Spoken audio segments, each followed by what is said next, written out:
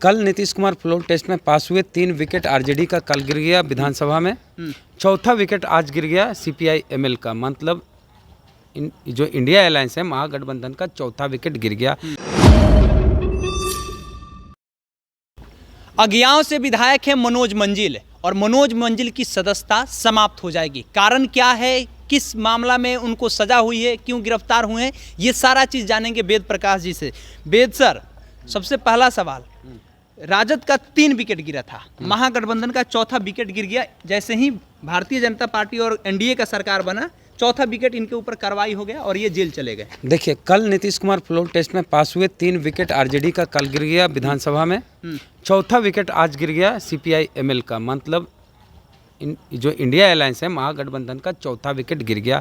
1 wicket गिरा CPI ML का, 3 wicket RJD का पहले गिर गया। विकेट गिरने से तात्पर्य यह है कि 3 जो विधायक हैं आरजेडी के वो नीतीश कुमार के साथ चले गए, जिसमें नीलम सिंह, प्रहलाद यादव और चेतन आनंद। अब चौथा जो है विकेट इस रूप में नहीं गया कि पाला बदल दी, इस रूप में कि एक मर्डर केस में मनोज मंजिल जो कि दलित समाज से आते हैं, अज्ञाओं आरा से विधायक हैं सीपीआई एमएल से, उन पर मुकदमा चल रहा था, मर्डर केस चल रहा था, उसी में इनको सज़ा मिली, आजीवन कारावास की सज़ा मिली, विधायकी गई और आर्थिक दंड भी लगा 10,000 का, और उनको जेल भेज दिया गया, आरा के जेल में। पूरा मामला यह है कि 2015 के चुनाव के दौरान सतीश यादव नामक एक वामपंथी जो इनकी पार्टी के कार्यकर्ता थे, उनकी जान ले ली गई।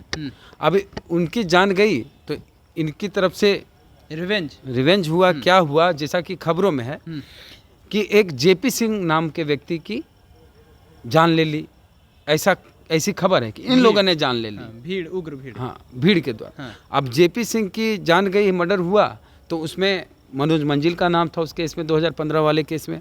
उसमें मामला लंबे समय से चल रहा था और अब जाके इसमें फैसला आया है।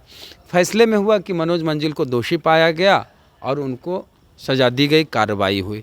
तो इस तरह से सीपीआई एमएल जो इकलौती ऐसी बिहार की पार्टी है जो किसी भी अगड़ी जाति के उम्मीदवार को टिकट नहीं दी। 19 उम्मीदवार इनके थे, सभी पिछड़ी जाति दलित समाज से थे, बैकवर्ड क्लास के, और एक महिला भी थी। इसमें से 19 में से 12 जीते थे, जिसमें एक मनोज मंजिल थे। तो सीपीआई एमएल के 12 थे, 2 सीपीआई के थे, 2 अभी भी हैं, 2 सीपीआई एम के, यानी सीपीआई एमएल के 12, सीपीआई एम के 2, सीपीआई के 2। तो इस तरह से वामपंथी दलों के कुल 16 विधायक थे, अब 15 बचे। तो महागठबंधन में, इंडिया गठबंधन में एक विधायक और घट गए हैं, 3 पहले से घट चुके थे विधानसभा फ्लोर टेस्ट में। तो इस तरह से एक नुकसान तो है, और उपचुनाव होगा, 3 वो उपचुनाव होगा, एक ये उपचुनाव होगा। मतलब कि 2024 का जब लोकसभा का चुनाव होगा उस समय में बिहार में 4 जगह पर उपचुनाव होगा। कहाँ कहाँ होगा वो बताइए सर। अज्ञाओं में होगा, आरा में, और शिवहर में होगा, और सूर्यगढ़ा लखीसराय में होगा, और मोकामा में होगा। ये सारा नुकसान तो राजद का ही हुआ।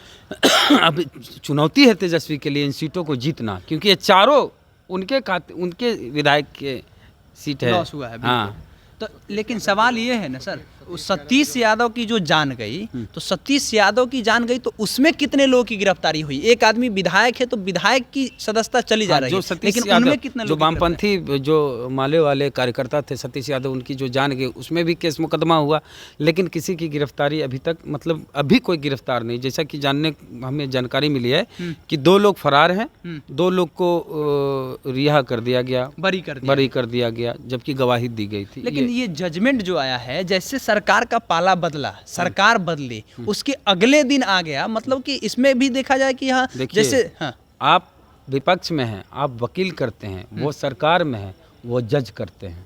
नहीं समझे, समझाइए दर्शक को। देखिए, आप जनता हैं, विपक्ष में हैं, तो आप वकील करते हैं केस लड़ने के लिए। वो सत्ता में है, सरकार में है, तो वो जज करते हैं केस जीतने के लिए। जय भीम, जय भारत। चलिए, तो वेद प्रकाश जी साफ तौर पे कह रहे हैं कि अगर आप विपक्ष में हैं तो विपक्ष में रहने पर आप वकील कीजिएगा, लेकिन जो सत्ता में रहते हैं वो लोग वो जजमेंट करते हैं, जज करते हैं। बाकी बहुत बहुत धन्यवाद।